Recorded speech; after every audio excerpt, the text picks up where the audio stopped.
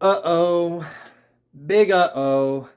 Hell breaking loose over in Baton Rouge right now as LSU is facing some major punishment from the NCAA. Our good old friends over at the NCAA have acted upon some of the things that LSU has supposedly done.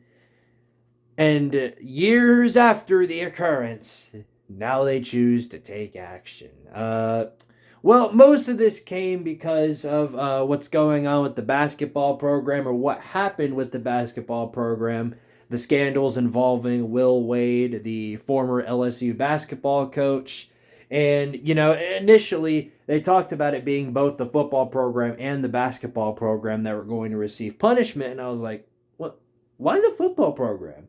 Well, the news has come out talking about Vandell Alexander. Now, most of you probably don't know who that is. He was a offensive lineman that played at LSU from 2012 to 2015, and according to the NCAA, Vandell Alexander was ineligible to play throughout his entire career. Now, that's according to the NCAA, and they've already made the decision on how this is going to play out. LSU is being forced to vacate all of their wins from 2012 to 2015. So that's 37 wins total. All those wins with Leonard Fournette gone. Tough, but that was, by now it's been almost 10 years since, all of that. So I doubt LSU fans care too much about it, but this also comes with another thing: scholarship restrictions, which unfortunately comes to the punishment of Brian Kelly and the LSU team of today. And that's, that's the final decision. LSU can't say anything about it. They can't appeal it. They can't, take it to court. They can't do any of that. That's the final decision. The NCAA says so. That's all there is to it. And that's very, very, very stupid.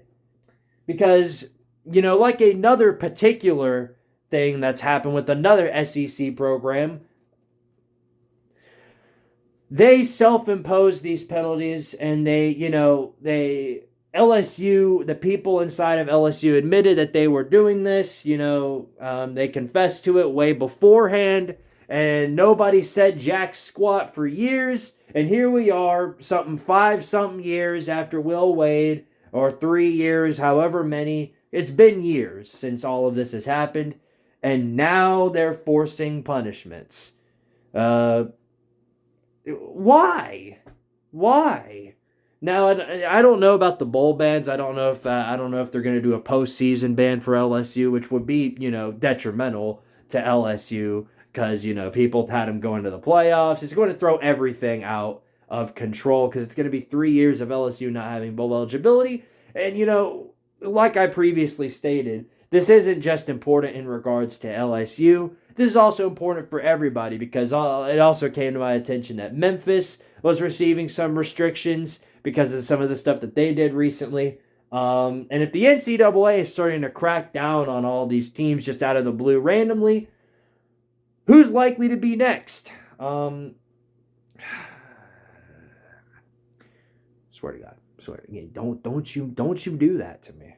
Don't you do that to us. It would happen though. You think it would happen because after all the success we've had this last year, it's almost like it's too good to be true. Yeah, that might be what's coming for us. So,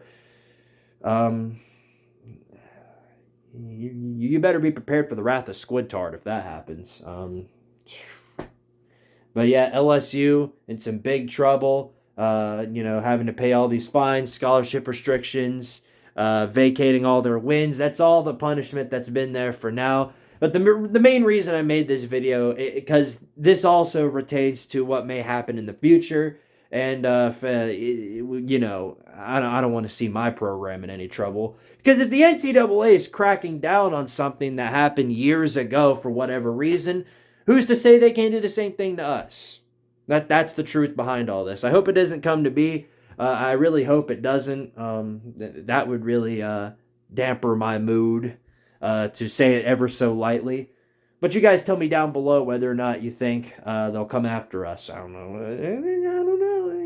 I don't know.